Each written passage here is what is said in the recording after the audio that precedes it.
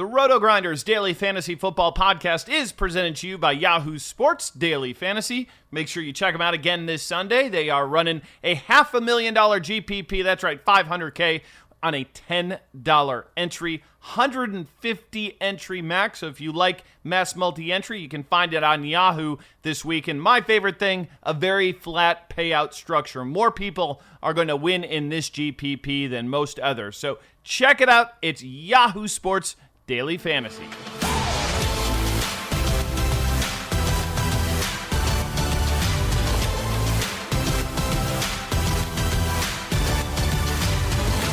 Welcome back to the absolutely epic early week podcast. Dean here. That's Dean 7904 if you want to get all technical on me. We made it to week 3, batting first, leading off, usual suspects. It's Travis Mangone, who actually, I know this, fun fact, at least a fact, I don't know how fun it is. Mangone, I believe, leads off in his softball team. Confirm or deny? Confirm. I do get the leadoff spot. So, yeah, leading off here. Excited to be on the podcast with you guys again. Week 1 and 2 haven't been the best to me. So I'm excited. Maybe we have to change my batting lineup spot. Maybe we got to make me in like the 3-hole or the 2-hole. But I need a good week 3 coming up here, Dean. So back in the day, there was a tout who once touted Matt Carpenter batting leadoff stats as opposed to Matt Carpenter batting like 4th stats. Take a wild guess who that was. That's who it was. Yeah, there you go. So maybe that's a thing. Week 2 was a disaster for myself. Week 1 was really good. So it's basically like it didn't happen. They kind of canceled each other out. Rubber match for me as far as week 3. Grant Neiffer, from such things as the sharp side monkey knife fight things. Grant, how did week 2 work out for yourself? It was a weird week. I don't even know if I won or lost money. It was literally within – I either won or lost 1% of my total play. That's how close it was to just basically breaking even. I play on enough sites where I don't actually go through and just calculate, all right, my 700 on this, plus 1,000 on this. Like, I kind of went through into the basics, and it's plus or minus 1% of my total play. It was a very weird week. It's infuriating because I just feel like I wasted 40 hours of research throughout the week for making a few bucks or losing a few bucks per hour. Well, that's like a win for me, Mangone. I would have taken that. I assume you would have taken that as well. Yeah, I mean, listen, like last week, it wasn't that bad. Like even like week 1 was a break even, but like it was an L yesterday. It wasn't a huge L, but it was an L. So listen, I just want a W, man. I want to be like Jameis Winston. I want to eat one. It'll feel good to get that monkey off my back. Yeah, well, we're going to talk about Jameis. That's what that video is about. Never understood what he was doing. I thought – yeah, he's eating W's. I didn't understand that. He eats 2 things, W's and crab legs, both equally delicious. So we're going to have a fun little question at the end of the show. We like to try to get some interaction from the people that out there are listening. If you guys stick around long enough, you'll get our question. It's a fun question, I promise, and it comes with a fun story from Grant. We had a question last show. We kind of spontaneously asked it, Grant.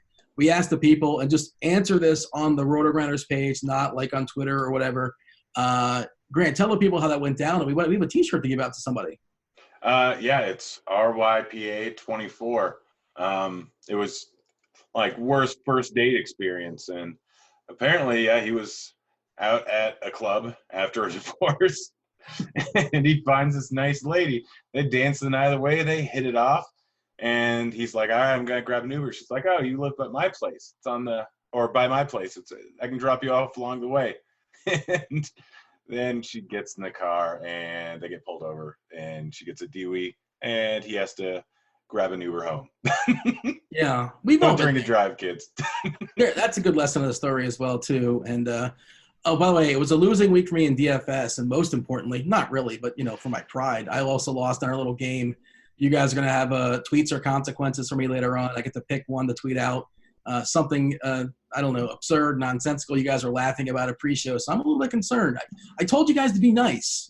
I was nice to you, Grant, I think, kind of, sort of, somewhat. So on a scale of 1 to 10, how mean were you? There's probably a 3, a 5, and a 7. Okay. On the meanness. So I give you 3 options because I'm a nice guy. Dean, you got many more L's to come because I'm pitching a perfect game. The only guy in the pod without a loss. So, yeah, you got many more L's to come, so we can be really harsh. 6 in a row. You're going to lose 6 in a row now, man. Not a chance, man. I am pitching this perfect game. I am sold on it. You're pitching a perfect game with 8 walks since you picked Juju this last week. No, I didn't pick Juju. I picked Michael Thomas, so things were perfectly fine. Not 20 fantasy points is not bad last week. How many did he end up with? He had 20, like 19.8. Yeah, That's still not as good as John Brown for 5K. It was a bad week. Yeah, I had way too much Juju. His quarterback, of course, got hurt. Ben Roethlisberger out for the year, if you guys are not aware. Drew Brees out for the foreseeable future, probably 6 weeks or so, give or take. Some other injuries around the league. James Conner, who really knows as of right now. Of course, we record this Monday night. Currently, we're watching, at least I'm watching in the background, Cleveland and the Jets. And I know I can confirm Mangone is watching as well because he's in full tilt mode. Because of course Mangone had the nuts. Everybody makes the nuts pre-lock, and then I guess you got off it, Mangone. Is that what happened? It's not that I got off. It's just I remember making a team and seeing, like, when I looked at the team, I was like, oh, that team is a really good team, and I never made that team, like never clicked enter the contest, and then I looked halfway through the third quarter, I'm like, oh, this team is currently winning. It's like splitting with 5 people for 250K, so that's frustrating. But I'm sure the Odell Beckham touchdown changed it all, right? I'm sure he's now the captain, so it doesn't really matter. But I just look now. That team is not there anymore, so there you go. Also, Luke Falk is currently quarterbacking the Jets. Yeah, and Le'Veon Bell is the backup, the emergency backup for the Jets, so that'll be exciting if we get to see that at some point. I'm from the school of never root for injuries, but we all want to see Le'Veon Bell be the quarterback, right, Grant? We want to see this. Oh, I would absolutely watch that. Yeah. I mean, I have a good time watching, shortstops, throw baseballs in the ninth inning and the score's 72-3. I think this will be even more fun, just kind of watching Bell out there playing some quarterback. That'll be good times for sure. But Gallup is out 2 to 4 weeks. Singletary up in the air, the running back there for Buffalo. Jacobs has a groin. Josh Jacobs for Oakland. We don't know what's going to happen there. Again, way too early. This is the first podcast you should listen to, not the last podcast you should listen to. Also, this is the only podcast you should listen to. Well, no, I think that's asking too much. That's demanding too much of the people. You shouldn't be firing us up on a Saturday night, I don't think. That's fine. I like to listen to the sound of my voice on a Saturday night. Dude, how vain are you? You listen to your own podcast? Yeah, I am very conceited. No, I don't. I hate the sound of my voice. Yeah, all 3 of us probably feel the same way about that. Not to speak for Mangone or anything. Also want to mention we talked the main slate. We talked DK. Only so much you can kind of sort of dig into. So Thursday night game, Tennessee, Jacksonville. We will not be talking about that. Sunday night game, Rams, Cleveland. Throwing that one out. Monday night, what a stinker. That's going to be Chicago and Washington. Good Lord. Monday, who is booking this? We're not going to be talking about that. Just the main slate. I want to watch the Red Zone channel. I always watch the Red Zone channel. That's what we're supposed to watch, Mangone. But, dude, Mahomes versus Lamar Jackson, how much fun is – I mean, pants off, right? That's a fun game, is it not? Dude, first of all, why are you even putting the pants on Sunday morning, man? Football's back. You don't put it on. You got the Wood Show on 9 a.m. on RotoGrinders. There's no need to put pants on. That's the Fluffer Show. I'm not sure if you're aware of its other name, but go ahead, continue. No, that's the Wood Show, man. And then there's, 2 guys that have to work with that, guy named Dean. So there you go. That's the 10 o'clock show. But, I'm excited for that game. It's going to be fun. The one thing I thought that was the most interesting thing is I kind of looked at the slate. I'm looking at all the prices on all the guys, and a lot of different guys are cheap. One guy, for instance, Mike Evans, he's too cheap than you notice. But I just noticed DraftKings having a really aggressive pricing. And one thing is this game that we're talking about specifically. I saw the Ravens defense on DraftKings is 2,500, and that's just strange to see. You never see the Ravens D at 2,500. Same on FanDuel, the Ravens D is 3,400. And again, it's because they're going up against the Chiefs. And yeah, this is going to be a fun game to watch. I believe the total I saw in this game was, I think I saw 55.5 on FanDuel, and then some other spots I think I saw 53.5, but expecting a lot of points to be scored, and it should be a fun one to watch. It's the highest total on the board. It opened up at 51.5 and has already jumped to 55. Next closest that I'm seeing right now, again, this is Monday night, Detroit, Phillies 48, and Houston. I'm seeing the Houston game at 49. Is that correct? Did I write that down? It seems a little bit high off the top of my head, but is that what you have as well, Mangone? Let me check real quick. That does sound a little high for the Houston. I got it at 47.5. Okay. Yeah, I saw 48. 49, and it dropped to 47 and change. Yep, that looks about right. So Grant, I know DFS is our thing, but how much fun is that going to be, Mahomes versus Jackson, and how interested we are in this game? Because those guys are just slate breakers every single week. I know it's short season, you're not supposed to overreact. It's a 2-game sample size, but I don't see any reason to think this is not going to continue. I mean, it's like a 20-game sample size for Mahomes now. Yeah. Yeah. I mean, it's interesting because he is going up against Baltimore, and Baltimore is one of the better defenses in the league. But he did end up, I think, hitting value last year against Baltimore. Granted, that game went into overtime from what I remember. So it's can a great quarterback who's missing Tyreek Hill against a great defense actually make value as being the top price QB on the slate? Because last year against Baltimore, he made value, but I think it was 6,400. So it's a very different scenario. Baltimore is a very tough team. He did it with about 370 yards and 2 touchdowns last time. But we've seen him put up big games versus some good defenses. I mean, he played the Broncos last year, and one of them he put up 4 touchdowns, and the other one, I can't remember what he did. It's being played in Kansas City, which is entirely different. Lamar Jackson over the other side is going to have to keep pace and should end up putting up a pretty big game. Plus, his wide receiver and tight end are finally priced up a little bit. And you kind of, at this point, know where he's throwing the ball to more and more. So it's not too bad to pair it up. It's going to be an interesting game stack, and I'm really excited. Yeah, but tell the people what you mean by hitting value. Say we have some new listeners potentially. What does that mean to you? I mean, it depends on the slate, but like you can go by the X system. Like 5X for a quarterback is doing pretty darn well. 4X is probably about hitting value. So for Mahomes, you pretty much need a 30-point game for him to hit value. And there's a difference between cash and tournament value. But there's no real set thing. It's kind of just you kind of know. Like on any given slate, did someone hit value? It depends on how well everyone else does. Yeah, well, you have 50K on DK, and if your target score is 200, which is a monster number, obviously, and so that would be 4X. 3X is kind of sort of cash value, I guess you can say. 4X, I think you probably want them for your quarterback. And the other part of it is it's sort of kind of a sliding scale. Like the higher you go up as far as a salary, the harder it is to get 3 or 4X because it's a more and more imposing number to get. Mango, what's your thoughts on that? Well, what do you consider value? Because people say it all the time, and everybody means something different. It just depends on the slate, right? Like sometimes, like for instance, on FanDuel last week, I thought Tyler Boyd was value at 6.3K. So it just depends where they're priced, in my opinion. Like you could see, like for instance, like Dalvin Cook in week 1, he was value at 6K. It's just they're too cheap for the price point that they should be at. That's kind of how I. Not to interrupt, but I mean, like as far as like reaching value, as far as the actual points. An easy one is 3.3X plus 4. Okay, there you go. Because you want about 14 points from a minimum price guy. You want about 30 points from one of the top guys. Yeah, because I hear people say I want 9 points out of my 3K receiver, and like some weeks you'll take it when like the value is terrible and like nobody's injured and everybody's priced up. But it's all sort of a sliding scale and like it's slate dependent, which doesn't really help a lot of people out there. Yeah. So Mango, what are we doing with this game as far as KC, in Baltimore from a DFS perspective?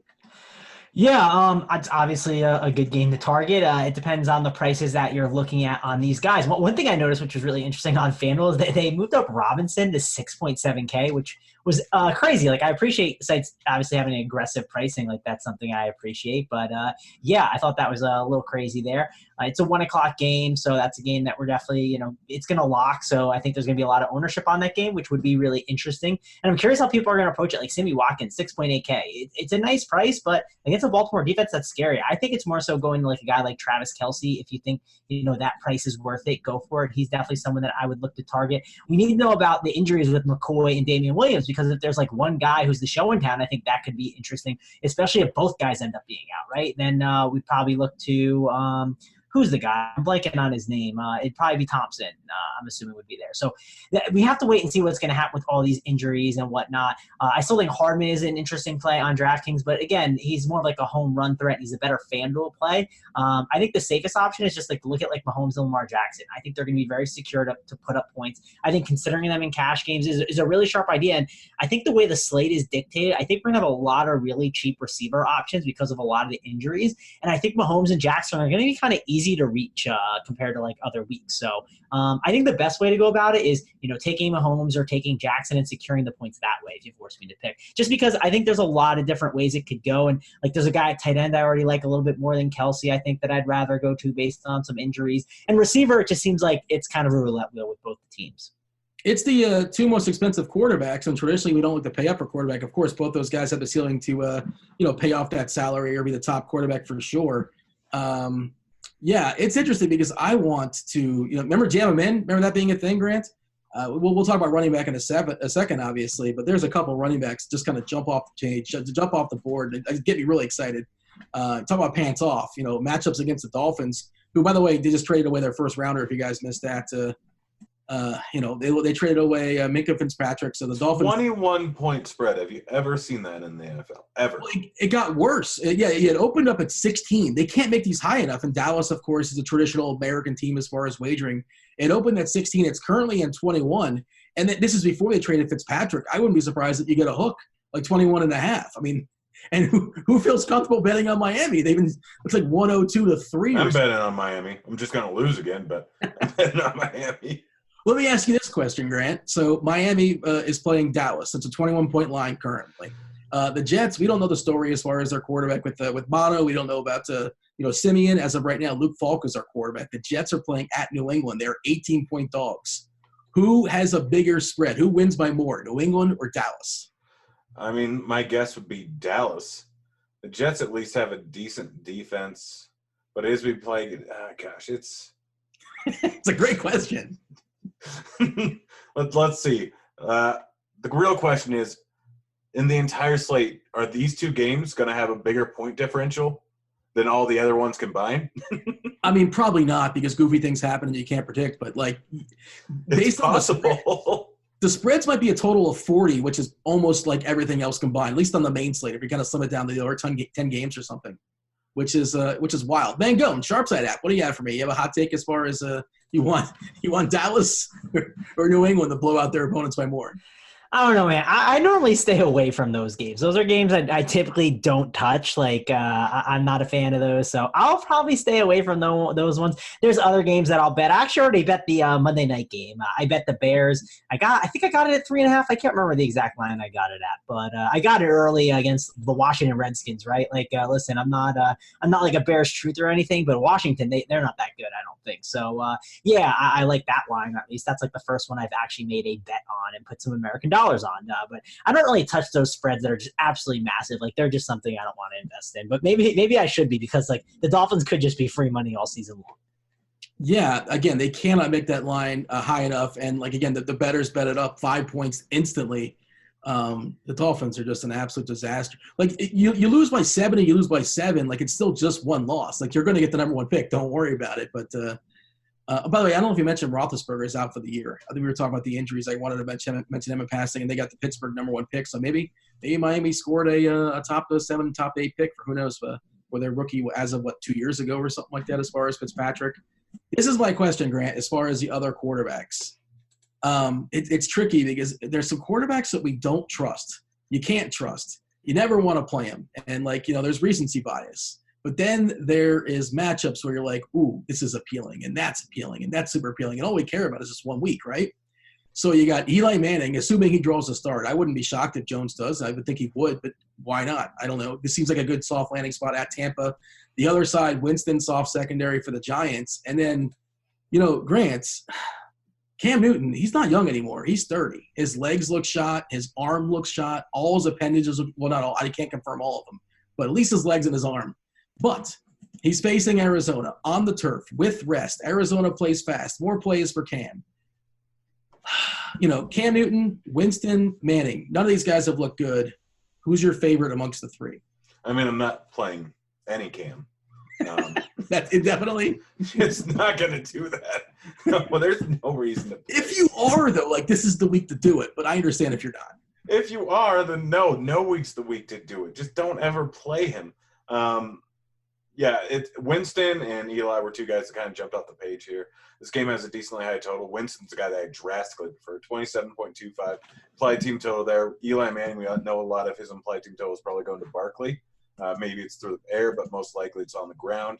And Winston, they're not going to be running the ball too much. Barber's not very good. Ronald Jones is not very good. The backfield is not very good. And he has plenty of weapons going up against the defense. It's absolute trash. We all saw what happened last week.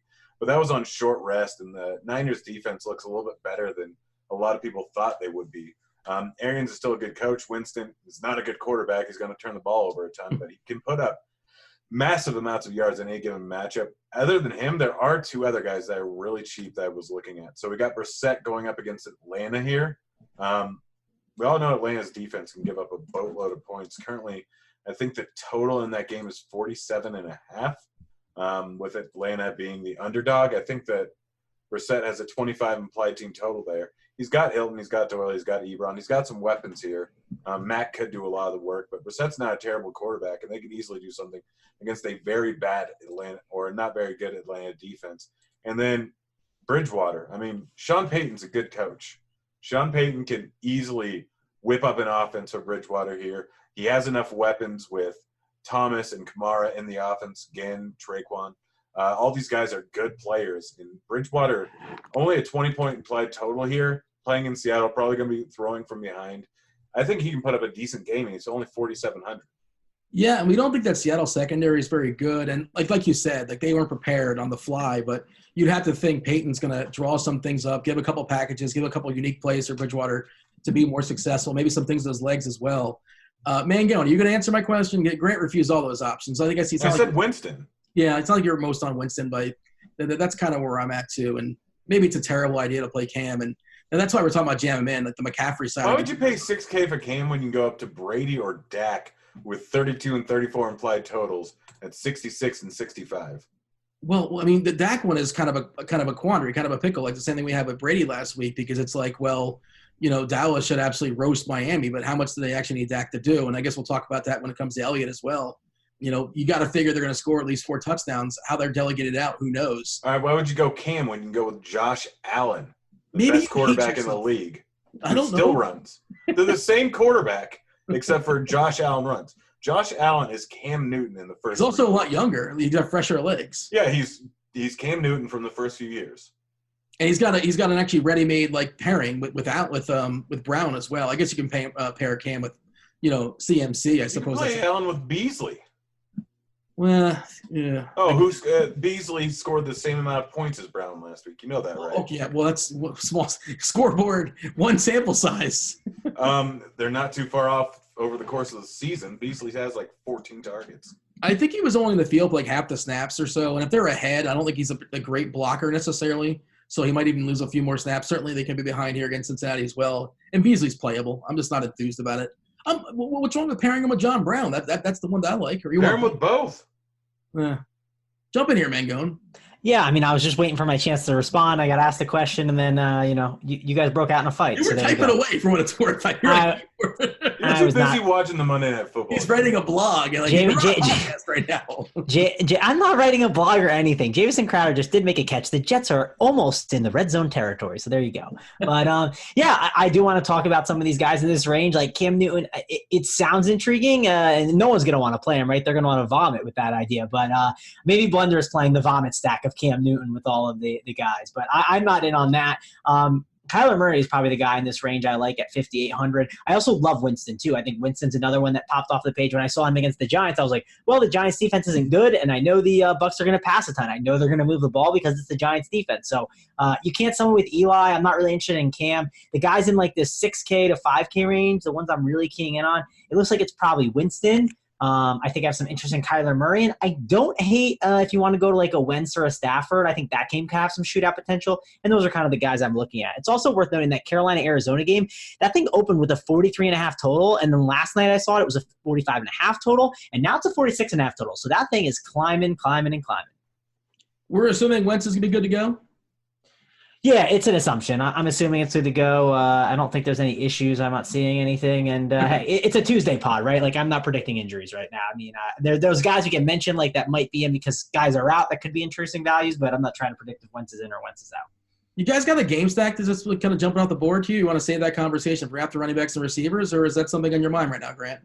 I mean, interesting. It's not that far off the board, but you already kind of mentioned it, Tampa Bay and the Giants. We don't know if Shepard's going to play. If he doesn't play, then Ingram busting last week, probably not going to hold true again this week.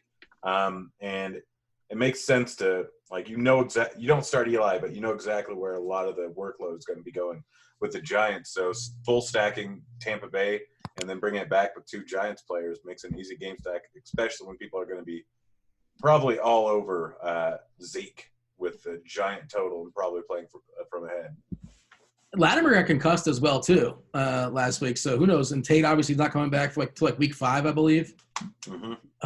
Maybe just get the ball to Barkley 35 times. Like that seems like a good idea, doesn't it?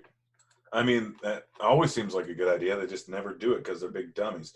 Expecting the Giants to do something smart is never a good bet. Well, I mean, they're rolling out Eli Manning. Is that not smart? I mean, you're a big fan of tanking, so maybe it is. I am a big fan. Yes, I'm on Team Tank for sure. Good job, Dolphins. It's more so of a basketball conversation. We'll save that for the basketball pods, obviously. Yeah, Mangone, give me a stack or two. What are you looking at? Yeah, so of course, the game to stack is it's easy. It's the Chiefs and the Ravens, right? But if we're not picking that one, if you're playing over on fantasy draft, Rams and Cleveland is going to be quite interesting. So you can consider that if you're doing the fantasy draft GPP, trying to nothing's better than having the late night hammer come through and swoop in. So that's one of the higher trolls that people might ignore just because it's not on the main slate. So I figured I'd note that. I'm sure they got some good free GPP going down that might have some free money you can join in. But probably the one I've been looking at, definitely looking at Arizona and Carolina. Like I said, I'm encouraged by that total climbing a ton. And one thing I like too is that Eagles Lions game. I think that could be an interesting one. I don't know exactly how I would want to stack it yet, but the thing I like about that game is I do think a guy like Ertz is going to be someone that's going to be a really great play this week. And with all the injuries going on, you could have a cheap value like a Nelson Aguilar possibly be a really interesting option. And the Lions, I think it's pretty condensed on knowing who's going to get the ball for the most part. It's going to go to one of those four main players. So, I guess that's a game that I don't mind, but I think it's Carolina and Arizona is the one I'm most interested in at this moment. Loading up on a guy like McCaffrey against Arizona and running it back with a guy like Kyler Murray, Fitzgerald, and Kirk. Those are the ones I'm really interested in. You've mentioned Fantasy Draft. You mentioned FanDuel. We only have so much time to dig in the research. We're supposed to be doing DK. I think it's $750,000, by the way, for Fantasy Draft. If I'm not mistaken. Don't hold me to that quote. What's it over on Fantasy Aces? I believe $0. Fairly certain. Grant is the master of the defunct, the DFS sites, or he plays in the dark alley of all DFS. He knows if you want to know about the dark alley website for DFS, Grant will tell you all about it. He's probably won thousands of dollars over there. So, Grant, as far as the elite running back, CMC, dude plays every single down. That's not even hyperbole. He's played 100% of their downs outside of punting. That doesn't count. As far as our offensive snaps. And then you got Zeke against the Dolphins. How much Zeke do you actually need? Maybe just kind of ease him in. I don't know if ease him in is kind of the right way of saying that, but maybe give him the hook and pull him. They're up by 3 touchdowns, which is not an absurd thought, the middle of the third quarter or so. Those are the first two guys that kind of jump off the board. And obviously, if you give the ball to Barkley a ton, he's super interesting. I love the big-name running backs at the top, but, of course, we live in the world of a salary cap. So amongst Barkley, Elliott, McCaffrey, Kamara, you'd think maybe he bounces back, but, does Breeze not being there hurt him to some degree? Of course, it hurt him last week. Barkley, Elliott, McCaffrey, what say you? I think Zeke's probably the top option. Just from a raw points standpoint, he might be the most owned, so tournaments makes it a little bit interesting. But even if they're ahead later on in the game, he's still probably going to be hammering the rock, trying to get back in the groove of things.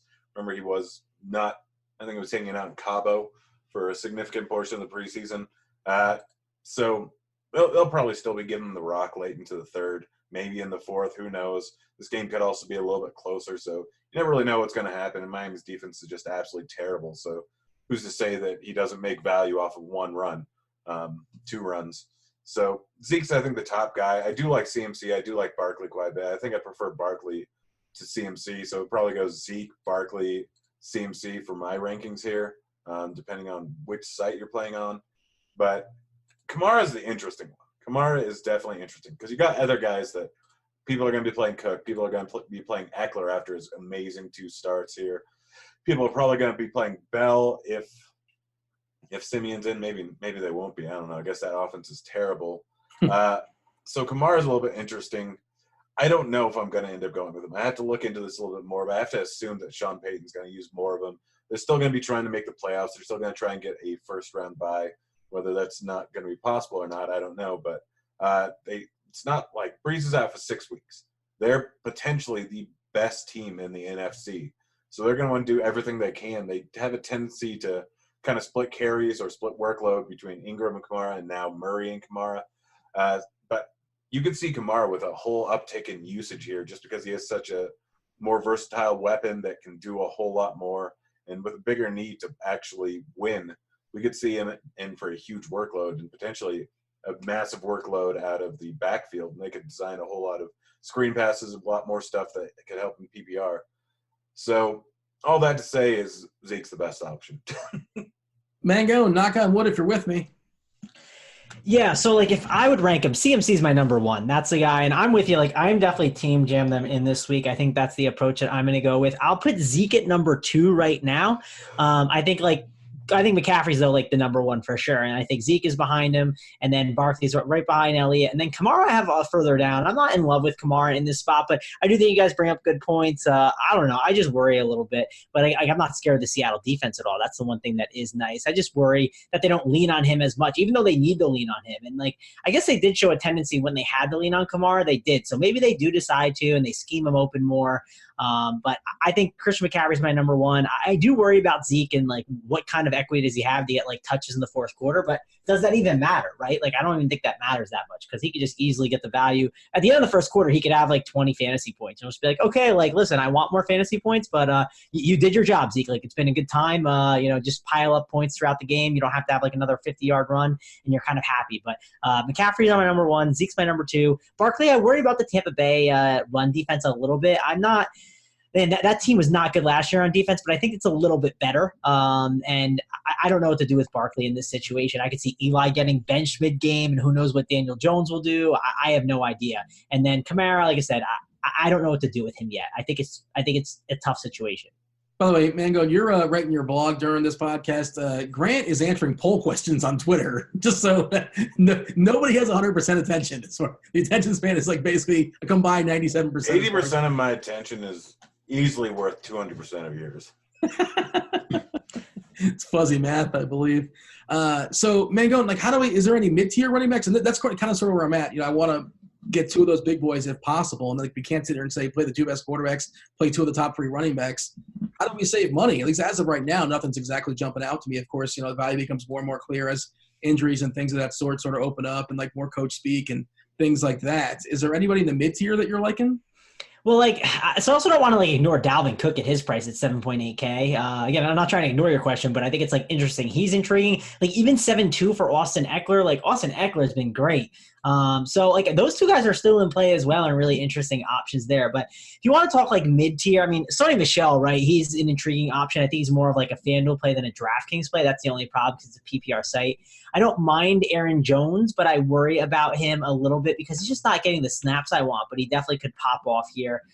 Chris Carson, he's perfectly fine too. This mid-range, there's some interesting guys, even Joe Mixon at his price. You see 5.5K, you worry about the Bills defense, but you're like, man, 5.5K for Joe Mixon, that's just way too cheap. But just the overall, it's I don't love guys in this range. That's kind of the feeling I have here. Are we just going to roll out some cheap receivers? That's what it sounded like. And I'm playing along as well. And when I'm talking about jamming in, you can extend that to Eckler and Cook because both those guys look pretty well as well, well positioned. I think Eckler just because of the volume, but the Cook matchup against Oakland's perfectly fine as well. It's tricky, Grant. What do you have for me as far as the mid-tier? I like a lot of guys. So we got Carson in a game that they will likely be ahead. It is against a decently tough defense. But still, Carson's, they're going to pound the rock. He's going to have a significant part in this game. He's under 6K. I like him a lot. Marlon Mack going up against an Atlanta team that is not good versus the run, and they give up a ton of targets to opposing running backs. I know Mack's not really known for that, but I think over the last 8 weeks, Mack's actually run more routes than Hines has. Or if you don't want to go with Mack, you can go with Hines. Both those guys are around the 6K range. David Johnson for $2,000 less than the top price guys is still a top running back. People aren't going to remember him because he was terrible last year. He did all right week 1, or he did pretty well week 1, but then he got injured last week. And last week it was against Baltimore. Completely different matchup going against Carolina here. Quite a bit worse defense here. And he's a guy that can do a bunch in the receiving game. He was lining up as a slot wide receiver, I think, more or out wide more than pretty much any other running back in week 1. They run a ton of plays. He could be in for a giant volume. Had 7 targets in the first week. He could potentially be in for a 30-point game here going up against Carolina, a game where they're likely to be close and they're going to be doing a whole lot. They've kept it within 1 score every single game they played this year. He's good at 6.8K. If you want to go lower, there are some options. Devonta Freeman going up against the Colts, who allowed more targets to running backs, or a higher percentage of targets to running backs than any other team last year. He's only 4,900, so you're worried about the split workload, but we've seen him with the split workload many times over the last few years with Tevin Coleman. He's only 4.9. He's still got a decent amount of carries, just had 2 rough matchups the first 2 weeks. So 4,900 for him. And then Philip Lindsay has 13 targets on the year. He's the bell cow on that terrible offense, but he's still a guy that had 1,000 yards, I believe, last year, was one of the top running backs in the league, got a Pro Bowl invite, and got 10-plus attempts each game this year, and he got 6+ targets. 20 guys refuse to go to the Pro Bowl. They say, all right, screw it, let's just call Lindsay up. That's how the Pro Bowls are nonsense. Come on, stop it. I mean, okay, was he not Pro Bowl caliber last year? He got voted to the Pro Bowl, and he got injured. Dean, okay, that's something. That could be something. I was saying, like, you know how it works with the Pro Bowl. Jay Cutler, I think, was a Pro Bowler a couple of times. Yeah, I'm talking about he straight up got voted in, I believe. He just got injured. Fair enough. Mangone, if you want everything else as far as running backs, like, I don't know what to do here. I don't see any like guys that are jumping on the board as far as cheap dudes. Carson, I'm a little bit concerned just with that workload. I mean, I thought Carson was going to, that would be his backfield. A little too much of the other dudes that I'm seeing as far as Penny, even Procise made an appearance. But, yeah, he's certainly playable at 5'9", pretty reasonable price. I think off the hop, Mack at cheaper at 5.8K. Grant, I would take Mack over Carson. That's just sort of my thought process between those two. That's fine. I mentioned both. Oh, I know. Well, you can't play everybody, but yeah. You can play everyone. It's just not a good idea. I don't think they would. You can't submit that line. Just play all the Pro Bowlers. Let's just do that. Mango, anything else as far as running backs, or shall we jump to receivers? Yeah, I mean, it's tough. Like Matt Breida, again, he's there, but you don't know what's going to happen with the Niners roulette at running backs. There's some cheap prices on a guy like a Devin Singletary. We know how Cincinnati's not that good. I know he's dealing with an injury. He just didn't get enough attempts. That's the one worry with him. Philip Lindsay against Green Bay, but like Royce Freeman's there, so that's kind of annoying. Like, there's not a lot that just pops off the page. It's a really, really frustrating situation. If you somehow find out that, like, the Cowboys say, yeah, we're not going to run Zeke into the ground against that, like the Dolphins, like, we're going to give Tony Pollard, like, half the work, then, like, Tony Pollard could become in play. But it's really nasty down here. I definitely think it's a week to want to pay for running backs. And I think with a lot of the injuries that went down, you're going to see a lot of good receiving options that are just too cheap. And, like, running back is more predictable than receiver. Like, it's something I've always preached, and I really didn't go to that last week. And I'm pretty mad at myself for not doing that. Like, I'm going to make sure to be paying for a lot of these running backs. I want to secure my carries and my catches because that's how running backs are used. They are workhorses nowadays. So, I'm definitely going to be spending my money on running. You know how great your house looks and smells when it's just been cleaned? So fresh. And somehow, a clean house makes your head feel fresher too. With a housekeeper from Care, you can reset your house and your head as often as you like for less than you think. Find a great housekeeper, set a schedule that works for you, and check cleaning off your to-do list so you can put your mind to other, more fun things. Get the housekeeping help you need at care.com. As long as there's no injuries that come. Tell me the receivers you're going to make it work. Give some cheapies as far as receivers.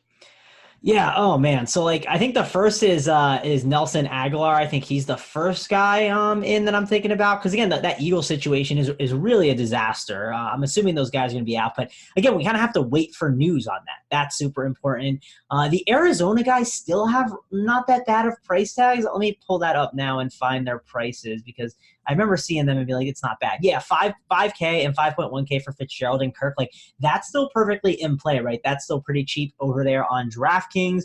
Hardman at 5K, I don't hate it. If you want Will Fuller at 4.9, that's like a GPP play that, we just know what his upside is. It's absolutely insane. A guy like Curtis Samuel has been talked up a ton. Now we get him here in this spot, at 4.8K against a bad Arizona team. And just got to hope that Cam Newton can hit him. DK Metcalf, he's not a terrible option here against the Saints. I don't think he's a bad option to look at. But I think Nelson Aguilar is the number one. There's another guy I'm trying to think of that I'm blanking on that I know is going to be a good play. But I'll toss it over to you, Grant, because and then once I figure it out, I'll let you guys know. We talking cheap wide receivers? Oh, yeah. Yes. I found it. It's James. It's James Washington. That's the other guy. You pair him up with, his old college buddy, Mason Rudolph. They played a ton in preseason, absolutely crushed together. They used to shower together? They definitely showered together, man. All right. That's the only Extra narrative. shower, like across the north side of the. It's a big shower. I was. Were they within arm's reach? That's what matters. I hear they shared. I hear they shared a bar of soap, so there's nothing closer than that. Stack it up. Was it on a rope? Yeah. So there's a lot of good, not great, cheap wide receiver options. So I'm just gonna name a bunch. There's the entirety of the Miami receiving core that may or may not do anything. I mean, Williams and Grant had 6 and 7 targets. They're 3.5 and 3.7K. They're not good. Yeah. Fitzpatrick is the best quarterback of all time. He just doesn't have weapons. There's Renfro. Oakland's going to be going up against Minnesota. Xavier Rhodes is probably going to be on Tyrell, so it's going to force targets elsewhere. They're 8-point dogs, so they're going to be throwing the ball later on in the game. Renfro had 8 targets last week. With the Brown leaving, like they didn't have him in the offense that much week 1. They had him a whole lot more week 2. They'll have a whole lot more of him week 3. He's a possession guy. And full-point PPR, there's a chance that he goes for 6-7 catches and 100 yards. This is a perfect spot going up against Miami where Williams is not going to have nearly the effect. Giants wide receivers, just whoever's playing. Last man standing. Yeah. Beasley, 4,400. Guy that can easily get 40 or 14 points for you at 4,400. Not bad. A guy that I'm looking at a lot is going to be Randall Cobb. Gallup's out for a while. We know that there's a giant total here. Miami's defense is Swiss cheese. We know that Cobb can go off for a massive game at any given time. We got Sanders sitting there at 4,800, 13 targets last week, 20 on the season. He's one of the top scoring wide receivers in the league right now. Going up against Green Bay in a game where they'll likely be behind, throwing the ball quite a bit. He looks like he hasn't lost a step even after injuring his Achilles. Hardman, Christian Kirk, both at 5K, and John Brown at 5,500 with the best QB in the league throwing to him. Well, wait. Ryan Fitzpatrick's the best quarterback of all time, and Josh Allen's the best quarterback in the league. Is that what I'm hearing? Yeah. Both those statements are true. I mean, one's 23, one's 43. Fair enough. And you stole mine, by the way. I think Cobb's the interesting one. Like you said. Real quick, Dean. Like, so is it Cobb or is it Devin Smith? Like, Devin Smith is. Yeah, go ahead. I was going to go as well too. Yeah, it's a conversation. Like, I don't know that for sure. I think we got to see how the week develops and see what happens. But I don't want to doubt Devin Smith. And then, Grant, I thought you brought up a good point with Tyrell Williams having that injury. Possibly Renfro is going to be really interesting. So yeah, like it's just there's so many different ones to play a cheap wide receiver, and I think we know the construction is going to be this route. And it's just a matter of digesting the information throughout the week, really kind of finding out what's going on through the beat reporters and through the practices, and then evaluating and making our decisions come closer to Sunday. No, I believe in making my decision on Monday night and not changing my thoughts no matter what. I meant to fire up the PFF, and I was jumping around as far as snap count and things of that sort. And I want to see what Devin Smith got, because like the first game he had no catches. Second game, of course, he caught that long bomb there for Dallas, and he had 3 targets and 3 receptions. No, but I want to know how many snaps. Like, I want to know how many times he was actually on the field. I think that's just a number, Dean. It's irrelevant. Well, no, it is. Here's the thing. In order to score fantasy points, you actually have to be on the field. Tell that to Hollywood Brown week 1. Yeah, well, you're not wrong. He was on the field twice. And people have paid, people are going to keep playing him. And he's not even supposedly 100% healthy, for what it's worth. Just kind of a side note. And I skipped like the big spends as far as receivers, but like, again, it's only like an hour or so podcast. We have some nonsense prepared. Certainly we can sit here and talk about Hoskins and Adams and Cooper and Thomas and Julio and all these dudes. Maybe it's the TY week on the turf, but Keenan and TY are 2 of the top spends up. Keenan got, maybe it depends a little bit on how Williams is feeling, but Keenan's going to get a ton of targets regardless. Yeah, I like that. And I think he's not priced up enough, right? He's 7K on DK. That's a really good price. That's the interesting thing. Like, a lot of a build that could win it is 4, 6 to 7K wide receivers, or even paying up a wide receiver, because all the big price running backs are 9K, 8.5K, 8.7K. Like, the most expensive wide receiver is 7, 8. And realistically, what's the chances that Hopkins goes for a 40-point game? He can do it. He can. So can Adams, so can Cooper. And again, it sort of speaks to the same questions. Like, Mangone, is Dallas going to go for the throat? Are they going to sweep the leg? Like, how many points do they want to put up on Miami? Yeah, that's a good question. I mean, do they have a choice? If if they're not chasing you, do you just stop running? Well, you can't just like take a knee every play, but like, I mean, Alabama calls off the dogs at some point, right? Same sort of concept. You put the second stringers. I don't know. And who knows? Miami could actually like only lose by 12. I guess that's possible. I mean, there's a 50-50 shot realistically that they lose by less than 21, whether that's from meaningless garbage time points or actually putting up points or a meaningless pick six. Who knows? But is Ryan Fitzpatrick's season over yet? Like, are we moving on to Josh Rosen so we actually have to like watch and see if this kid can play? I mean, it's going to be the same situation as Arizona. Doesn't no matter. Weapons, or I guess he had weapons last year, but no protection and just running around and like he can't do anything in this offense. He can't do anything. He needs a very specific offense. He may have some talent, but it's not going to work out well in Miami. No, I get it. I just wish I'd rather see that than Fitzpatrick. So, maybe then defenses will stop putting up like Fitzpatrick just needs to have another kid. That'll fix him. I think Rosen is only signed for like one more deal, right? For 1 year. And Miami, presumably is tanking for a quarterback, I guess. Is that the plan there for Miami? So yeah, it's just more exciting. But listen, there's no need to talk about that. We could talk about the receivers instead. My fault for getting us off track on which that. receiver you want to talk about? Oh, you mean Miami receivers or any receivers? No, just receivers at the top, I guess, or some of the mid-tier. I think the one thing like I noticed when I started doing the scroll, right? And whenever I pull up the pricing, I start doing the scroll and when I look for guys that are popping off as, just guys that aren't priced correctly. One thing is Keenan Allen. I think his price at 7K is a really good price. Not saying that one's a mispricing, but Julio Jones at 7.3, that feels like a misprice for sure. That price is really, really off. Amari Cooper's a really good option, like you guys mentioned before, so I don't mind him. One guy that I really, really like is Mike Evans. I mean, at 6'6", that upside is insane at that price for him. So love Mike Evans. Think he has a ton of upside there in that spot. We know the Eagles secondary is one that you can attack. A guy like Kenny Golladay is interesting. Also, don't mind Marvin Jones at the 5K-ish range. I think that's fine too. There's a lot of different ways to go. Like receiver just feels like it got priced down a bit this week compared to past weeks. I mean, it's just crazy. Like there's not one receiver above 8K this week. Yeah, and you mentioned Evans. What about his teammate, the God? I mean, you talk about nice prices. He's more expensive. Did we think we would see that if we just looked at if you were thinking last year? Did we think that we'd see Mike Evans cheaper than Godwin this year?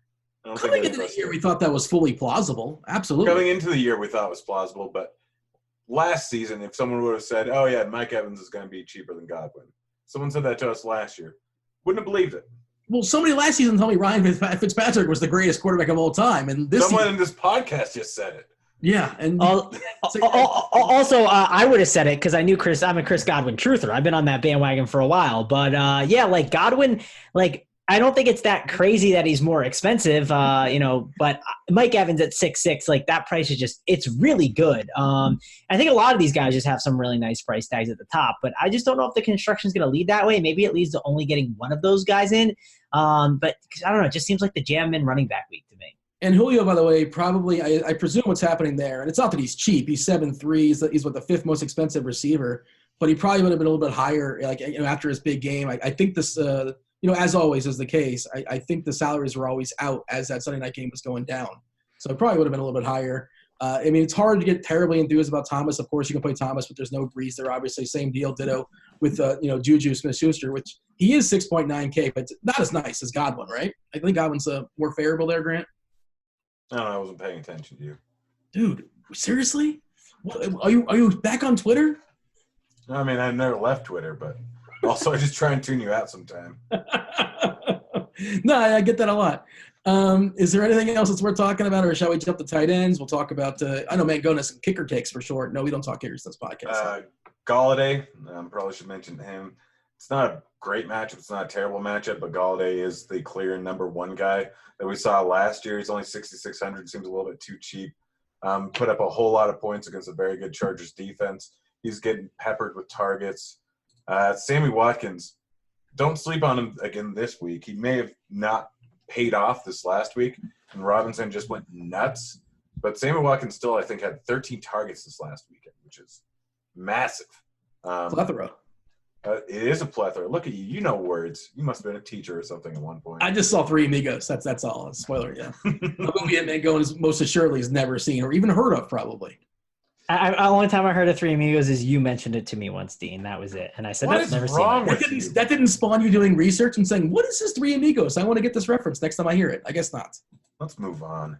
At least he didn't tune me out. He actually heard it. So that's something. Yeah, and by the way, Grant tuned me out. I did already mention Galladay. So Yes, there you go. Grant tuned us both out.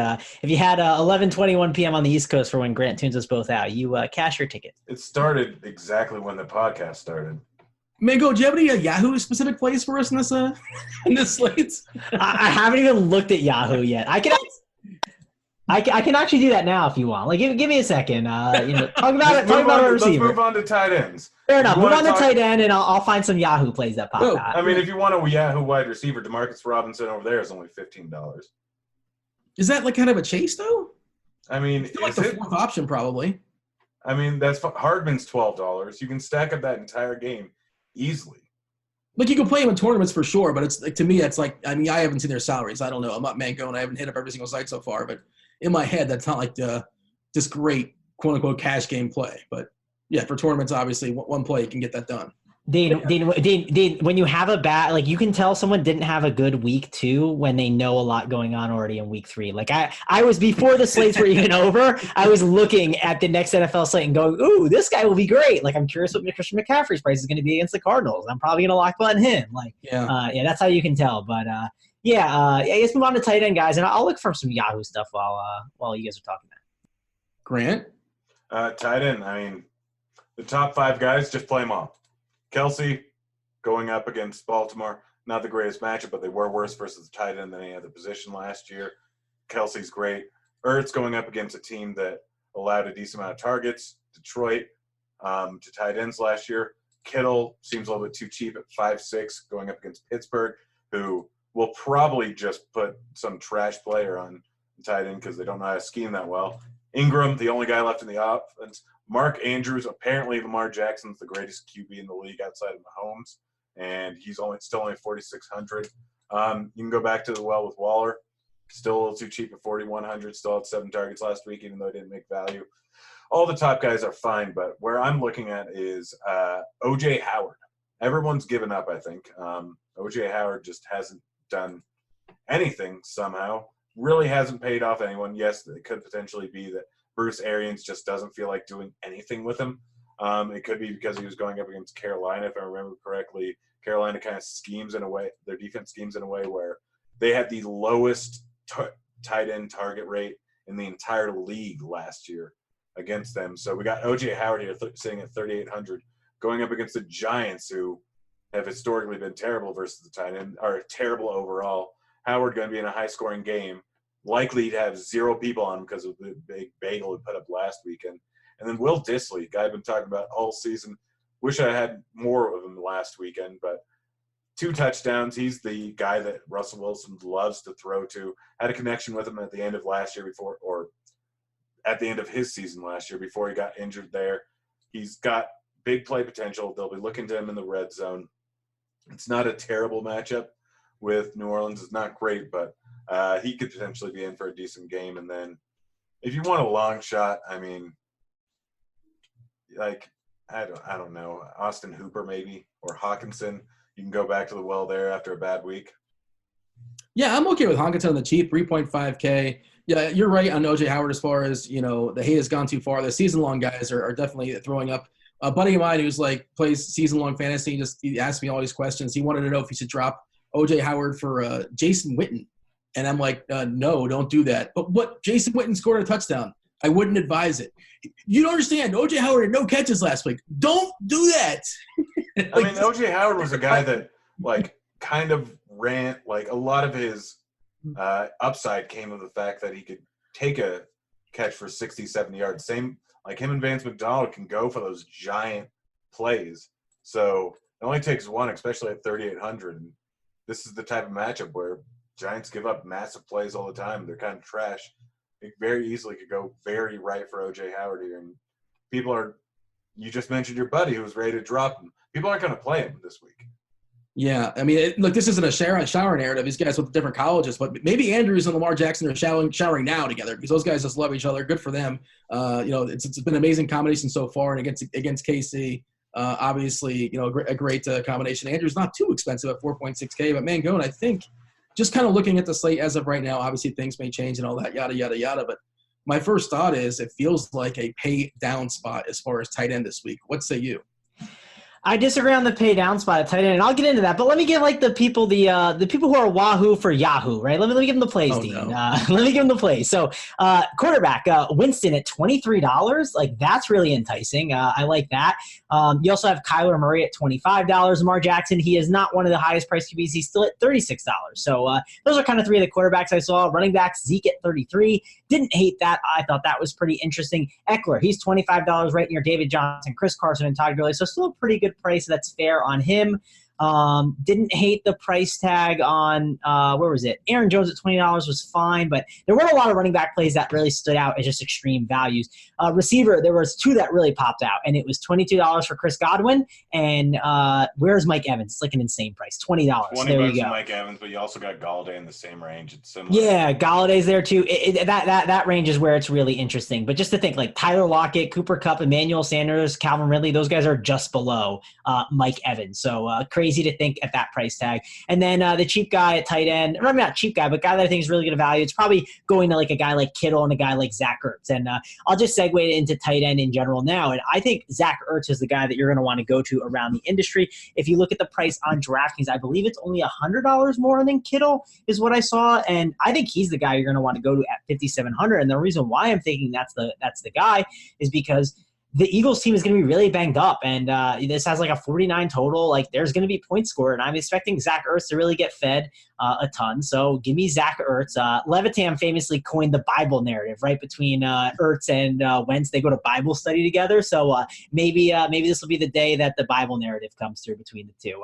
Love Kittle too. I think Kittle's a great pivot off of Ertz. I think more of the people are going to gravitate towards Ertz because of what's going on with the receivers and how they're being all banged up. So those are the two guys I'm really keying in on.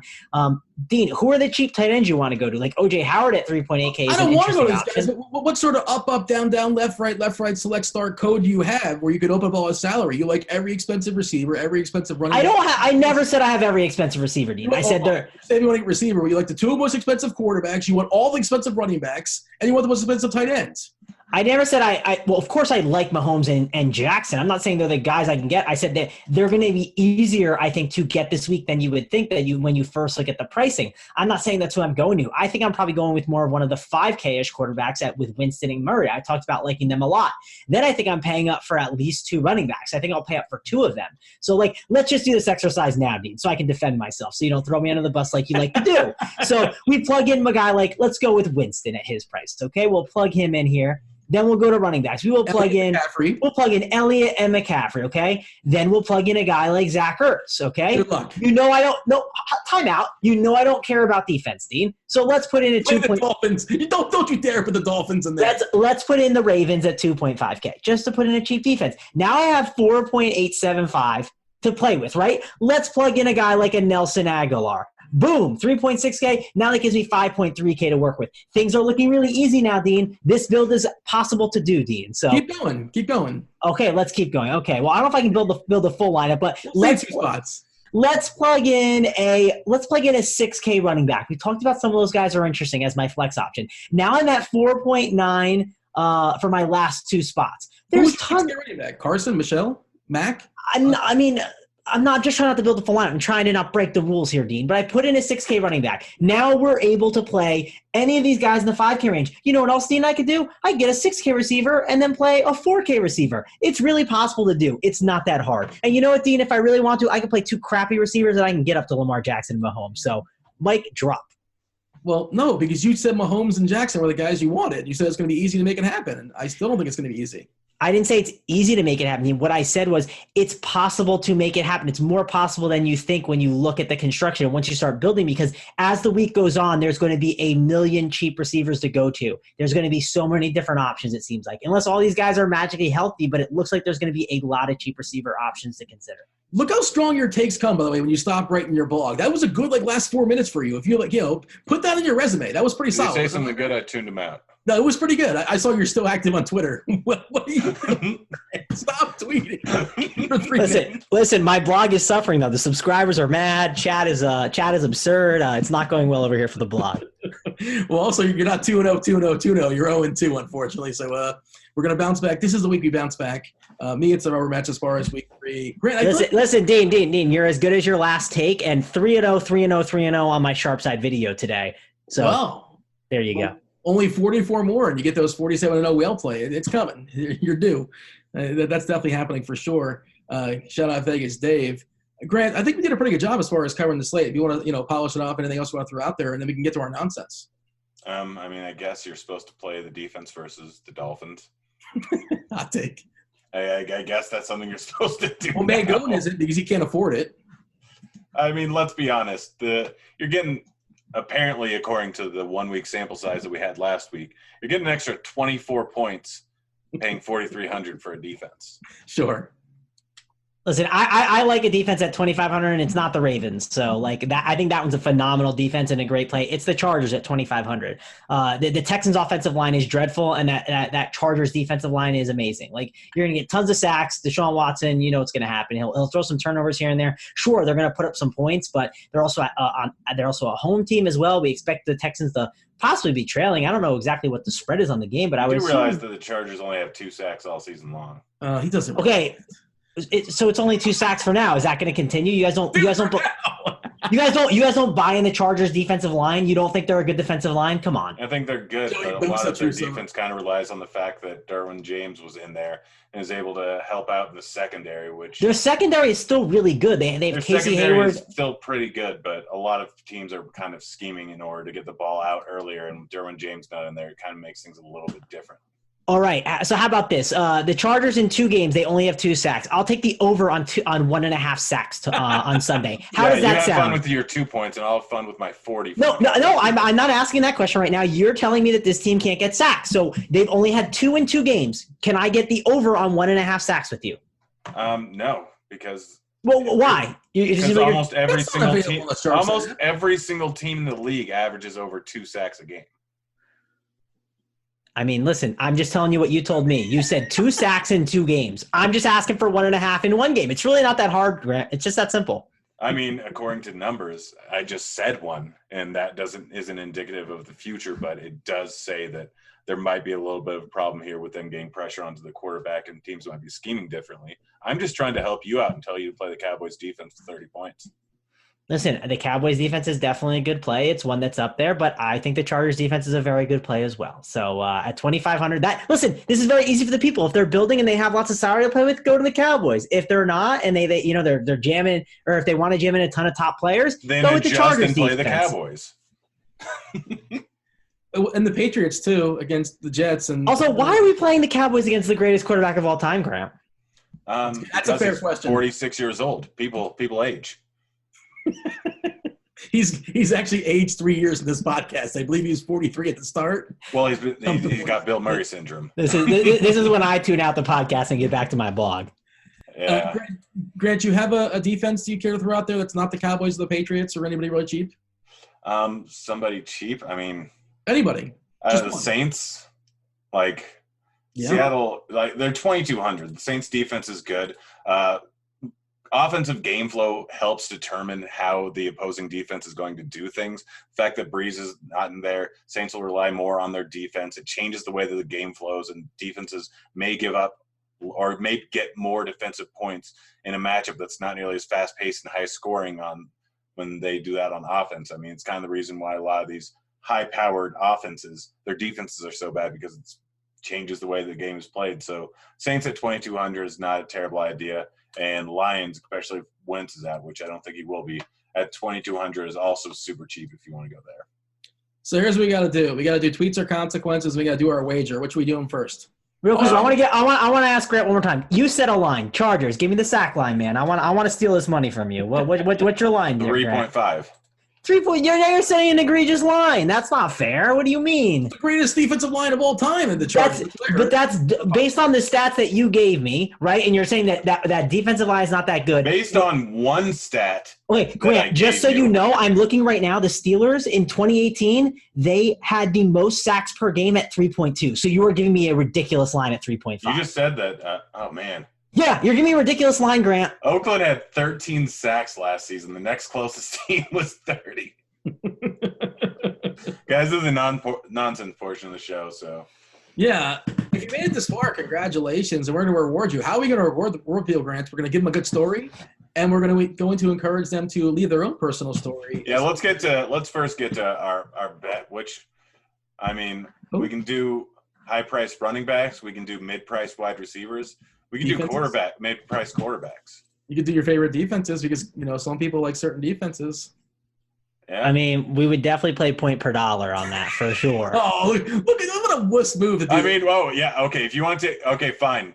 You take Chargers defense, we'll do point per dollar. I'll take Cowboys. Dean, you can have Patriots. Yeah, you got to figure one of them is going to be. Yeah. Oh boy. What if what's his name's back for the Jets? It doesn't matter, does it? We don't have to do defenses, guys. We can do real positions. If you listen really closely, you can hear. No one wants to sweat our. I mean, I don't know who sweats our plays, but no one wants to sweat the defenses. Let's do real players, please. It's not as fun. Oh no, you are no. This is how it works. You said Chargers. Dean, just take the Patriots. I'll take the Cowboys. Or you can have the Cowboys. I'll take the Patriots. Yeah, I'll take either one. I'll take the cheaper one. Give me the Patriots. All right, I'm taking Cowboys. We already have that set. And Perfect, now fine. you ready for your tweet for the week? No, point per dollar. I'm cool with it, man. I like the Chargers D. He does not sound fun. You hear his voice? I do. I'm perfectly fine with it. Honestly, he I'm probably not has worried. a better play. Miami's so terrible. Oh man, I'm in the middle, and I don't feel good about this at all. Mangone thinks he's gonna throw a perfect game. By the way, we got to shut him down this week. He's already talking smack after 2 weeks. I'm even letting variance try and beat me. I added a fourth member in the argument here. So there you go. What? Who? Variance, because defense. There's a lot of variance in it, Dean. There's no defensive variance. It's just not a thing. Not when it comes to the Dolphins. The Dolphins defy variance. Oh, man. The Jets were, of course, an absolute disaster this week. And hopefully, well, for my sake, hopefully their quarterback situation is not any prettier. So we take Mangone down. And what are we doing here? Are we doing tweets or consequences? Or are we doing a story, Grant? Let's do tweets or consequences and then get to the story because it's I got some good ones for you. You got 3 options. You ready for them? Yeah, I guess. All right. So the first one is. Well, explain to the people in case they don't know. Oh yeah. So the bet we make every week is whoever loses, the other person has to tweet out whatever the other person decides, and they can't respond. They can't like things. They just have to let it be, and they can't explain it with anything other than a hashtag. So the first one is, I've been getting really into butt stuff lately. That is all. And then instead of hashtag epic pod, I put hashtag epic pood.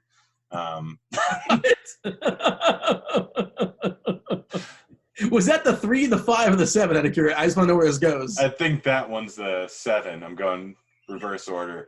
The 5 is, lately I've been keeping a can of Pringles under my toilet for the late night deuce snacking. It's hygienic because of the can top, and it helps speed up the process. Hashtag in and out. Okay. And the 3-1 is, football is not like the NBA. What the Dolphins are doing is shameful, and I can't believe it. Tanking for the number 1 overall pick has proven to be a negative EV strategy in the NFL. Get your ish together, Dolphins. There we go. My favorite part about Dean tweeting that too is he literally tweeted an hour ago. Twitter. Yeah, the Dolphins are smart you have to delete that tweet then. You can't add stipulations. Well, then I can take away that tweet and you can decide on the other 2. I don't have to. Well, maybe I changed my mind. I'll be the first person in the history of Twitter that changed their mind in the last 15 hours. I mean, someone will definitely take a picture of both your tweets and be like, "Dude, you're the worst." Well, isn't that the whole point of this? Yeah. This is all about shaming the other person. It's all about being the worst. Yeah, I mean, and it's all which one gets the most messages and which one gets the most response and saying you're a complete schmuck and I can't do anything about it. I think number one gets the most response that you're a schmuck. Not number one. Number three gets the one that you're the most that you're a big schmuck, basically. Yeah. What do I get for the butt stuff one, Graham Mangone? What's the initial reaction on that? I don't know, man. You might get some replies. You might get some replies from some random Twitter accounts you weren't. I mean, honestly, the Pringles one that makes sense. DMs put are the open. top on, so it's hygienic, and you got a nice snack while you're. I mean, what else are you gonna do in the middle of the night while you're in there? Does anybody? You have to turn your phone like really dim at that point in the night so that you don't like wake up too much. I'm just tilted. You guys made me like have to rely on a defense for this for the tweets and consequences. I'm not happy about it. That was your strongest stand in this podcast was Chargers defense and Yahoo picks. You said my strongest stand was the Yahoo one, so I have two cuts now I can make for my whenever I decide to like go somewhere. Am I cutting up video for something when I'm trying to make it to ESPN? Those are the two cuts I should use. If your blender likes to splice his best 20 seconds out of an hour and put it on Twitter, like so you can somehow splice that or get Blender to be your producer or your editor. There you go. You're all good to go. Listen, I'll hit up Blender when the Chargers defense gets a pick six or gets a sack fumble and takes it to the house. I'll call up Blender and say, hey, listen, I need you to splice up a video for me. I think the Dolphin one would just be fun because like people just think I'm like a nutcase. I don't know. Yeah. And that one's like, and people also know that I'm goofing. Like I'm Josh, and I don't know. Who knows what kind of reaction I'll get? But I just think a lot of people will be like, that's the one that's gonna get the most buzz. So I'm there for that. And I'll look like a hypocrite, of course, as well, which I can do just fine on my own. Thank you very much, Grant. If anybody's still listening, we should get everybody that's still listening a T-shirt. Unfortunately, it does not work that way. And I should mention, Grant, you still have it in front of you. The dude's name. It was RYPA24, correct? I think so. Okay, whoever you were, just you know the story. Just send a message to Devin. No, me. Slide into my Twitter DMs. People generally don't like to talk to you, Dean, but that's all right. But for a T-shirt, I think it's worth tolerating me. I think they're soft and luxurious. That's debatable. They're pretty good T-shirt, but you're also you. Well, yeah. Well, life is about consequences, man. If you want something, you can't get anything for free, and that's just kind of how it goes down. But slide into my DMs on the Twitter machine. That's at DFS_almanac, or just put D78N04. You can find me that way. You guys can give out your Twitter handles too. You're not giving out T-shirts, but Grant, what are we doing? We're trying to prompt the people. We want some interaction in our comment section here. The best story, the best answer will get yourself a T-shirt. You can just slide in my DMs as well too. Not for butt stuff, but for winning a T-shirt. Grant, what do you have for me? What is our story this week, or what's our challenge to the people? So the story for this week is your biggest toilet close call, to put it in a phrase. But mine happened to be when I was at a corn maze, and probably about halfway into it, I really had to go to the bathroom. And this is in junior high, so not only if I do like end up making brown, then like I can't get in my car and leave because someone else's parents is coming to pick me up. Huh? Is this like a school field trip or something? No, this is just me and my friends at a corn maze in junior high. And so I'm holding it in, just risking death over this happening. And somehow an hour of just complete pain, finally make it out of the corn maze with only a little bit in my pants, and then get to the porta potty. And I'm in such a hurry that I miss. And what? You missed the toilet in the porta potty? I mean, it's a long story, but it happened. And I had to throw away my boxers into the porta potty and then get out of there and run away. And it was a tough point in my life. And they don't have actual bathrooms because it's corn maze. And so, where is this? Are you like vacationing in Iowa? Where is this corn maze? It was in Washington, where I grew up at. Yeah. If nothing else, you could have fertilized the corn. Like, why is that little batch of corn growing so much faster than everything? I mean, the biggest thing is if I get kicked out of a corn maze from doing that in the corn, that's going to cause a whole lot more problems. I was risking it, hoping I'd make it. But yeah, like an hour of some of the most extreme pain in my life, followed by hatred of myself and a foul smell. And also, if you deuce it up, like that's your nickname. There's just some kind of deuce related for the rest. I just immediately thought of the guy from Sewer Bad. Yeah, you pissed your pants in third grade. Dude, that was like 10 years ago. People don't forget. People don't forget. Mangone, what's your nickname from high school?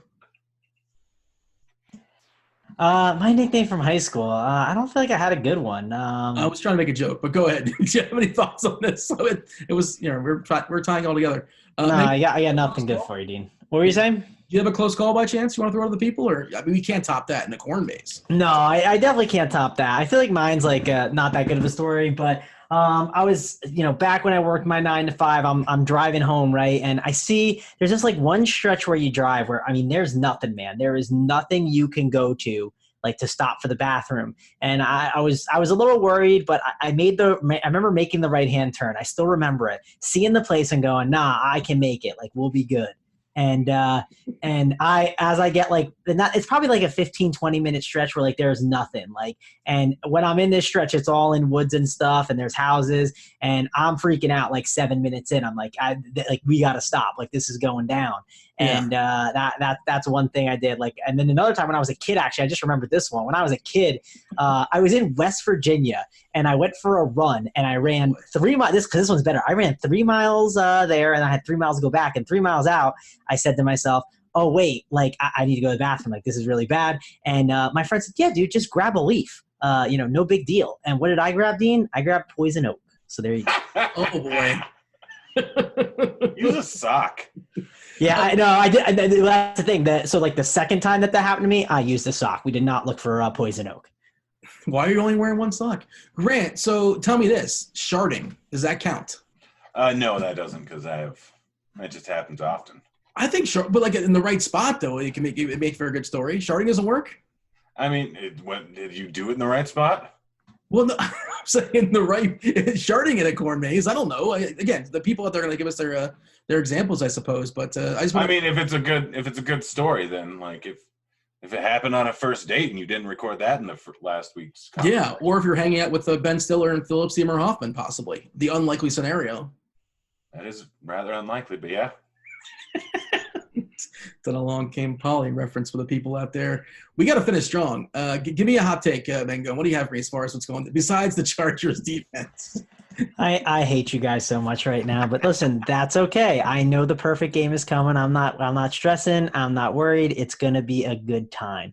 Let's see. Hot take of the day. I don't know. Go to Grant first, and then I'll give you one. How's that sound? Give me a second. All right, Grant. Give me something that's not going to short in the field. 2 Miami wide receivers go for 20 points. Whoa. Okay. Try and top that one. Well, listen, if Grant's hot take hits, I'm good. Like, I won this bet. Like, I'll be set from a point per dollar. This isn't a bet. This is literally just – no, the New England defense or whatever. Oh. The Dallas defense is not. Yeah. I mean, they can go – if Fitzpatrick throws 40 times and they happen to get 10 receptions each, they can go for 100 yards. Well, we'll have to see what happens with the greatest quarterback of all time. By the way, this is the podcast with the most Ryan Fitzpatrick references for sure. Not proud of that. We'll have to see if your Sunday show beats that. But smash the over. All right, we'll go with a hot take. We'll go with Kittle is the number one. That's not a hot take. Let's go with O.J. Howard. He goes for 2 touchdowns here against the Giants. All right. T.Y. Hilton catches a 70-yard touchdown pass, gets 150 yards. There you go. There's my hot take, throwing it out there for the people. Again, leave your comments in the chat. The best answer, your best sharding story, your best bathroom story, your best close call. You win yourself a T-shirt. Grant's our official judge on that. For the Grant, for the Mangone, for sharding, for the Los Angeles Chargers. They're still Los Angeles, right? Yes. For the LA Chargers, I'm Dean. Thanks for watching or enjoying. You're not watching. Thanks for listening. We're out of here. Bad's finished. Holler. See you, kids.